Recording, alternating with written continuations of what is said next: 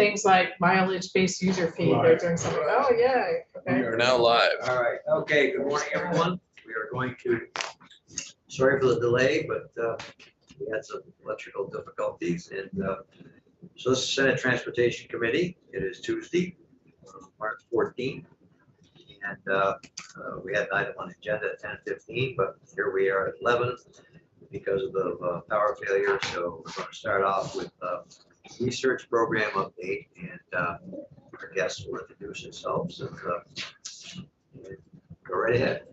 Thank you. So my name's Emily Parkani. I'm the research manager at the Agency of Transportation, and I've gotten to talk with you guys a few times. So it's fun to be in person again. It's been a couple of years, and I, prepared like for sort of 20 to 30 minutes so that we could have a few minutes for questions. I don't think it'll take that long, or I can go over some of this a little more quickly. What I wanted to show, if I can advance my slides, always a challenge. Oh, okay, I think I have, yeah. So I just wanted to sort of quickly go over, kind of the large list of what I do, what the research section does. It's me and a research engineer. But really spend a few slides talking about our recycled materials working group and what research does related to that. But then really spend the bulk of the time talking about the impacts from federal highway research peer exchanges that I've been able to participate in over the past year. Also, Vermont hosted one of those. So there may be other things that you want to ask about, and I can definitely answer those. So just the list of activities, you guys have heard me speak before, so I didn't want to spend, all the colorful slides and all the things that we do. We do manage external research projects, but that's only about probably a third of the budget I get each year goes towards either the external research projects themselves or managing those projects. So a lot of the budget goes to National Cooperative Highway Research Program and the Transportation Research Board. Those fees, and sort of holding our symposium at the end of the year, publishing our newsletter, and then just sort of our time, with committees within the agency, and also attending these peer exchanges, attending things that our AASHTO group does. So there is a research advisory committee. We meet within the region every month. There's a summer meeting, there's a winter meeting, so those kinds of activities. And through the AASHTO group, I mentor people in Colorado and Montana right now. So it's fun to talk about the small states. Who do you send the newsletter out to? Newsletter goes out to, we have a list, and then I forward it to all of AOT afterwards, but the list is only 300, 350 people. I might have added you guys at one point. I can add you again. It comes out quarterly. But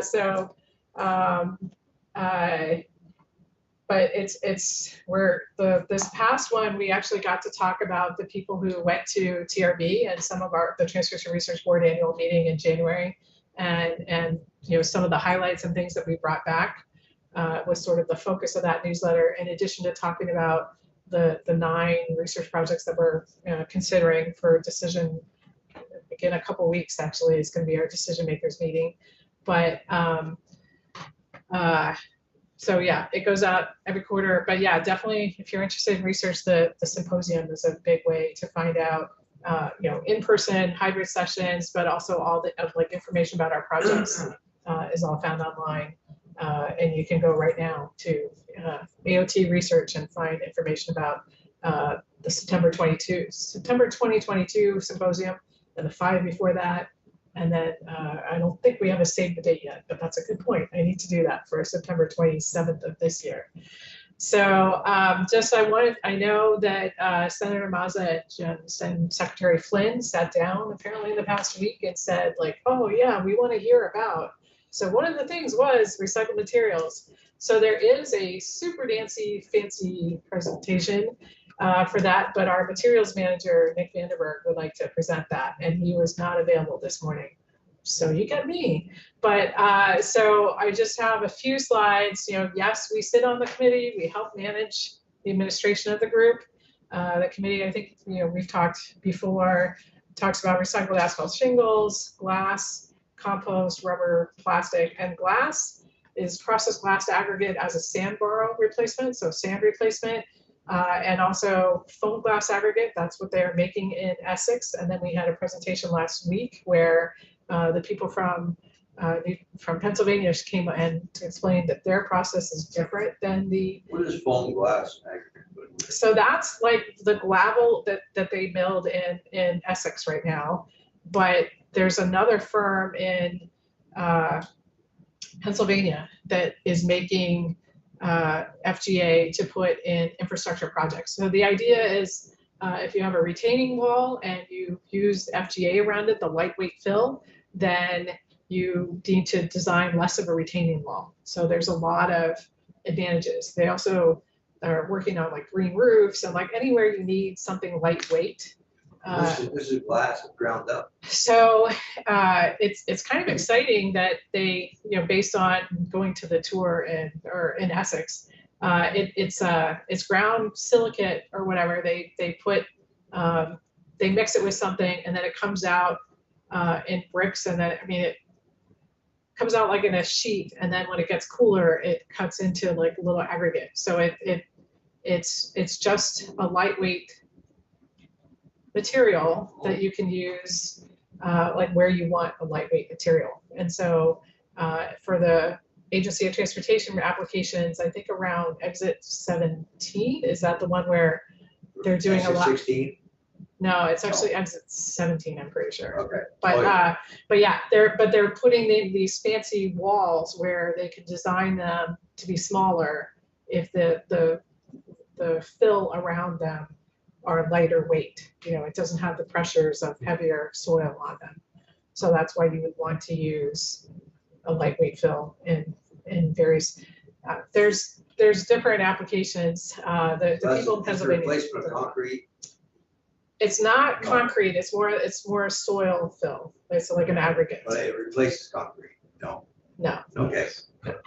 Replaces a heavier gravel or something Like that's something they're using a heavy to material that's going to put pressure on that wall. and like push to it hold out. up, to hold up a wall or to keep the wall in place. Kind of What's the thing. possible? I know we've talked about that. Pozzolans are the powdered glass that goes into concrete. And so the hope is that it's going to improve the performance of concrete. But don't know tons about the pozzolans, but it is the ground glass. So all those are under the purview of the Recycled Materials Working Group. And then part of what research does is we disseminate information. So for example, just this week, there's a webinar on plastic waste and asphalt. And so we've definitely tried to share across the agency or with interested people that is happening. So the other big thing that we're doing in the past year or so is that there's this AASHTO framework for accepting new materials. So the idea is that if we go through this framework and we answer all these questions about how has it been used before, what are the engineering properties, what are the environmental impacts, what are the construction things to think about. So if we sort of can go through and systematically understand more about the material, then we can make that decision of, do we have enough information here that we can approve it for use on our projects. So research has helped with a foam glass aggregate R65 framework, and a RAS and subbase framework. So a lot of this is the literature search, reaching out to subject matter experts, people that have used it in other states, even the vendors, or ways to learn more about the materials. So it's pretty in depth. There's going to be more of it more description when you guys get the fuller story, but research has had a big role there. So then so as this led the last slide, just that for our last slide on recycled materials, that more details another time. There are 2 research projects, or one's a potential project, one is a current project. So the potential of using recycled asphalt materials as a full depth reclamation mechanical stabilizer. So yeah, of course, Senator Kitchell left because of all my acronyms. So, and then I now see my one typo in here, I'm hoping, the stabilizer. But there is a current project now that UVM is doing that I'm not paying for, so I like that. But we are meeting, every 2 or 3 months to talk about whether processed glass aggregate, so the material that CSWD can put together, and if that is sufficient for our spec, and like both performance wise, but also, there's a lot of waste of, like metals and plastics and organics. And so just can we remove that in order to satisfy like the ANR DEC requirements for what is needed to use the material. So that's been going on for, I think, 3 years, and there's another year of funding for that project. So just what I really wanted to talk to you today, though, would be a little bit different than sort of the, here's what research does presentation, but to talk about these federally or FHWA required research peer exchanges that are held. Each state is supposed to have it every 5 years, but it turns out it's a great information exchange, so we should probably do it. A lot of states, it's 7 years goes by. With the pandemic, things went by. But it's 2 to 3 days long. It could be in person or virtual. So I'll explain about sort of our experience with that over the past couple of year. And then, definitely the minimum is you have to get a written report out and share it, nationally that you have this exchange. So, in the past year, Vermont has, been able to, participate in several of these. So we held a virtual one back in June, and I'm going to talk about more of that. Rhode Island, for definitely, wanted it to be in person. They finally did a virtual one for 2 days. That was really, really good. Then I did get to go in person to Ohio at the end of November, and that one was a little different. I'll talk about that. And then partly when Costa was looking for presentations, I said, well, I can tell them what happened in Colorado 2 weeks ago. So, because I really enjoyed, interacting with my peers, but also I'm like jazzed and coming back with, sort of what I've learned and how to use it here in Vermont. So Oklahoma is now going to do a virtual one a couple of months from now. So, so back to the Vermont one, again, this was in June. We were able to, because it's online, you get to invite multiple states, you get to have multiple people come from each state. And I'll talk about, something we did a little different. But so I was looking for, cold weather states and also states that were related to the topics that we selected. So, a lot of New England, including Rhode Island, New Hampshire, and Maine, but then Alaska, North Dakota, Wyoming, and Utah. So, and then federal highway was a big part, both from the division office and some national federal highway folks participated. And so part of it is that, you get to select, what the topics are. So I was very interested in, we came out of materials and pavements, we're still doing some things. North Dakota is actually, and like, they're pavement design people that do research, as part of their time. I'm fascinated that they design pavements by day and do research. But definitely the struggle on this quantitative, qualitative research evaluation. So I'm going to talk to you a little bit about that. And then how other states, get their leadership engaged in learning about research. And then since it was online, we had like 3 Tuesday afternoons. We got to do them a week apart, so it wasn't crazy on people's schedules. And then we scheduled an executive report out according to when people could do it. And this was awesome. Secretary Flynn, listened to sort of what each of the other states learned, and then, spoke to like, oh, so and in New Hampshire learned, talked about this, and in Alaska they talked about that. Like, I was hugely impressed with how the report out went. But so just, I wanted to share with you what we've learned. And, so the good thing is that the material staff interactions and the engagement of leadership, we actually do pretty well. I mean, it's always fun to, go with your strengths and learn from other states to be able to tweak your strengths.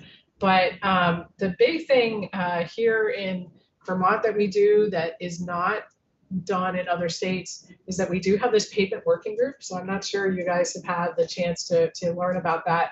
In that it's really interagency. It's, our materials guys, our pavement construction, pavement design, pavement management, and research all talk like once a month. We pretty much fill 2 hours of content each month. And some of that is sort of, the research things going on. This past one last week, we talked about the 4 asphalt related potential research projects. And we talked about how a little bit of a summary for each of the projects, but then we're getting, 10 people so far from the group have helped to rank which of these projects they think is most important for Vermont, because then the champions will be able to tell our decision makers oh, the pavement working group, finds that this is the most important thing out there. It's gonna help us with, or help the champions with how to get their project to sound good and show the benefits, and that then hopefully they'll be funded, because I'm hoping to be able to fund half of the projects, half of the 9 potential projects. I don't know, they're finding out this week what the scope of each project is and how much of the limited funds we have. But then just leadership engagement, there is a lot of the secretary and chief engineers and all comes to the annual symposium. And it's really big on that. Definitely participate in our peer exchange summary. And then, I've mentioned this selection meeting for our external research projects is scheduled for March 31st. And the bureau directors go to that and our assistant division directors. So I'm excited about how much engagement we have. But the topic that, was sort of more difficult, just making sure you can see the headline. So, the qualitative and quantitative research. So we only do, we start 3 or 4 projects a year. It's not like these other states that start 20 projects a year with the funding that they have. But it's hard. So there's been a lot of discussion over the past 5 years nationally of, we need to come up with a quantitative benefit of all our projects. And it's hard. So then I was like, oh well, we can come up with a qualitative framework of all our projects. There's a way. And so through the peer exchange, I also figured out that it's not really possible one framework is not going to work for everything. It's not going to work for your planning project versus your asphalt project versus your sand borrow project. And also there's, as we talk about quantitative benefits, it's also so what's the value of why are we doing this research? What are we getting out of this? How are we using it, implementing it? And then of course, how are we sharing it, making sure that people know that this has happened and that we're doing something. So a lot of what came out of the meeting in June was, just need to tell a story. You just need to describe, what's going on.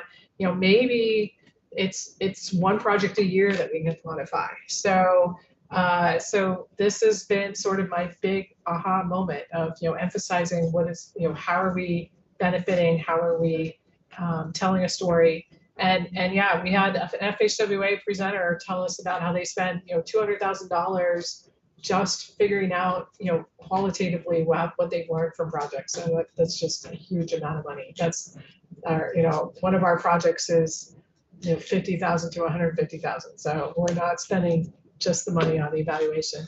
So something that we started after our peer exchange was this benefits and information survey.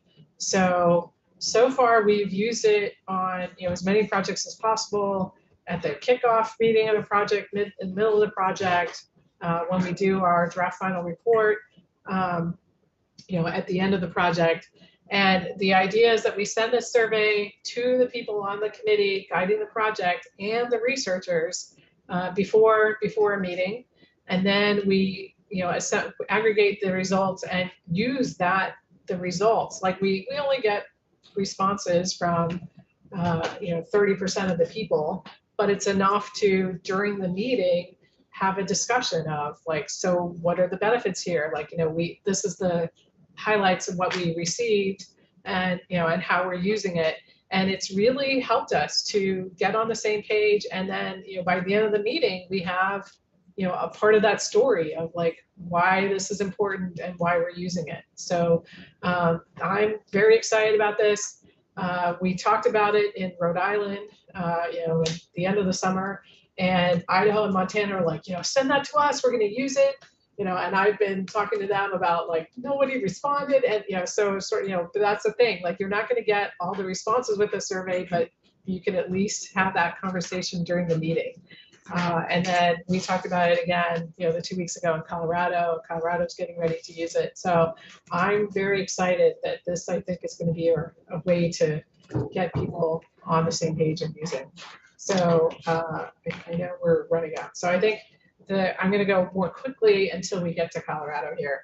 So just Rhode Island actually had 4 topics over 2 days. They had like different people presenting on each of them. Some of the major takeaways you guys can see in front of you. A lot of this was, how to present the work so that it's accessible, so that you are encouraging the implementation. Some of this some of the things with peer exchanges we've heard nationally, but I think with different states, different states are like learning and then running with what you hear in exchange.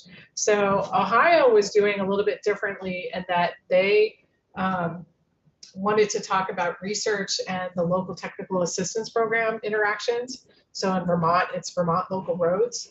And I know something about LTAPs because I was the Virginia LTAP director for a few years, like 10 years ago. I was hired to be the LTAP in Virginia. So it's technical training for locals that Federal Highway helps pay for. But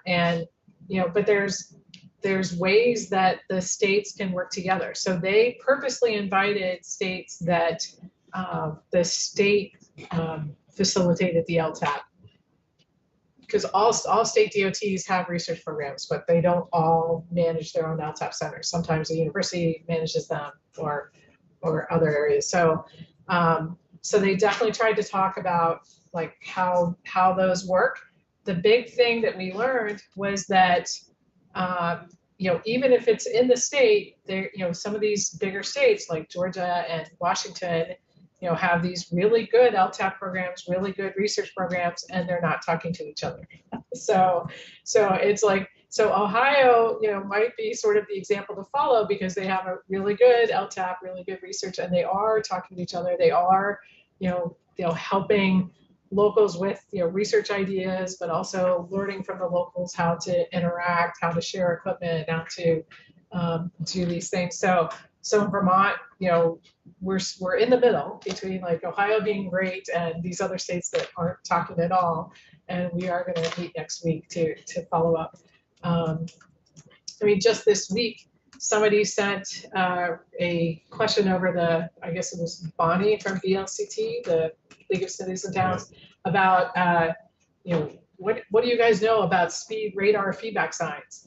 And so I was like, well, actually, we're finishing a research project right now on speed management and coming up with a toolbox of different ideas for doing this. And so so it's kind of exciting that because of the LTAP listserv that we were able to like share, that in a month from now, we're going to have, this toolbox ready and the final report. And, so Bonnie wrote back like, oh, this is great, we're sharing. And then the LTAP was like, yeah, we get questions like this all the time. So there's definitely ways that we can keep talking. So I did want to spend a couple minutes, and I know you guys are running out of time. So the Colorado Peer Exchange. So they came up with their 3 topics. We also did the overview of the 5 states that were there.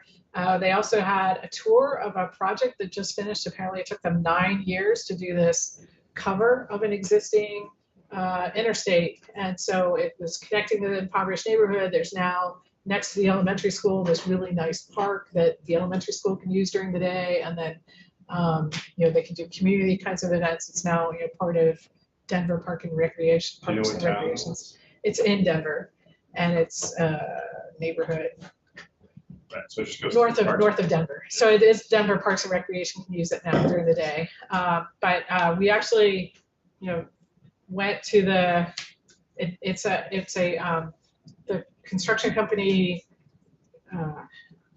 Design, build, operate. I think for the construction company. So there's construction folks and DOT folks were in the same location. So we walked from there to the park and back, and they showed us, the tunnel, has like a lighting system where it doesn't have, the people driving through don't even realize they're in a tunnel because it's like according to the time of the day, the lights change, and and then like all their emergency management, like they were worried, like there's no foam, but then how to get the water away if there is some kind of a emergency. It was all kind of a big deal. But that was just part of the tour. But the big thing that I came away with, my big aha was this research data curation. So I've known for years that I think for at least 5 years, DOTs have talked about, hello, projects funded with federal dollars, should have shareable data. There should be some permanent link to this data. And state DOTs are like, oh yeah, we can't do that. It's too hard. So nationally, there's been a big struggle. So only a few. And part of this too was the story was like, oh, all our projects need data management plans. But this whole idea that the data management plan was just like the start of how to use the data, how to like get the data available to people is just the beginning part of data curation. I was talking about this in our management meeting yesterday, with my boss and peers, and they didn't understand I was saying curation. So at least you can see it in front of you. They were like cremation data, but yeah. Anyway, so the big thing is I have been in like several training opportunities about data management, and we need to do this for a research project. It's important. It finally, I had my aha moment in Colorado. So the big thing is, yes, all projects should have data management plans. And this is something that, we've been working with our Agency of Digital Services over the past year. They're like, oh, there's a data component here. We need to like have special language in our contract. And yet I don't, so there is this special language, but I don't think it's related exactly to like this federal requirement of, what are we doing with the data and how are we using it? How are we storing it? How are we, so one of our projects that finished just now was interactions of, in front of RRFID, rapid rectangular flashing beacons on the roadway, just like at Montpelier High School, the flashes when the people go by. And so we had a project where we looked at pedestrian interaction, vehicle interactions going through crosswalks with the RRFBs and without the RRFBs. And so we have images that we could share of all the different interactions, but we can't share that unless the faces are pixelated and the license plates are things. So that's been the whole thing of we need to so like we need to think, at the beginning of the project, like what kind of data are we going to collect and how are we going to make it so that it's shareable? How are we going to, pixelate these images and stuff? And what is its utility? We have so much data. Well, that, we drown in it, and the question becomes, how do you extract what is right? Well, so I think we're going to get. I hate to use the term Donald Rumsfeld. Remember, actionable, but. What's actionable is the question. Yeah. To me, that you're capturing it because you wanted to have future utility and benefit, and you got to be clear on that. But yeah, so we need to be clear on that. But the thing is, if we don't capture it and make it available and have the data dictionaries and the things to explain what it is, then you can't use it. But the thing that I heard last week that like didn't sink in until last week or 2 weeks ago was that most of the time it's you that's going to want that data later. The agency is going to be like, oh yeah, we did a project on this 10 years ago. What was, how can we learn and not redo the wheel or whatever from that? So yeah, so I'm with you. It sounds frustrating. As I've been talking about this over the past couple of days, AOT does a lot with data governance. They are really thinking about their other data sets. And then so everything from GIS data to the traffic data. So then, yeah, how is research data going to be part of this? So I mean, I think it's good that we're having the conversations. It's good that we're going to try to learn and do it, so that we meet federal requirements. I mean, I think like people that get DoD money have been much better at this because for 10 years they've been told like you will not get federal money unless you are storing this data in a way that's shareable. But so I'm excited that this worked for me. So I think this is just my last summary slide. Just that I really enjoy going to these research peer exchanges. Whether it's virtual or in person. Learning from your peers. Vermont has a lot to share. We're a small state, but there's me. I mean, we're trying to do things, and a lot of it is, as a small state, we can actually make changes based on what we learn. We don't have years and years of we've always done it this way. We can't change how we manage our 30 projects a year or whatever. So I'm able to come back and put changes in place pretty quickly. So that's been kind of exciting. And then, yeah, there's a lot of advantages to in-person. There's a lot of advantages to virtual. I'm actually kind of a fan of virtual, and yet, it's fun to learn from peers and to have those like evening discussions of things that don't quite happen online. So all this is good. I think that was my last slide. I just had things, and just, yeah, if you want further interaction with Vermont Research, come to our exchange or do a session online. Hopefully you guys will get the newsletter and some of the information. We'll send more stuff to the newsletter.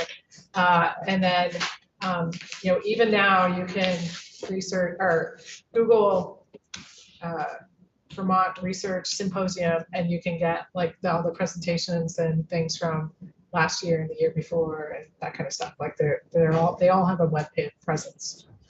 So I think I babbled on enough. You guys need to do other things. But, Thank you. Appreciate thank you. Yeah. So yeah. All of the information. Just went up this page.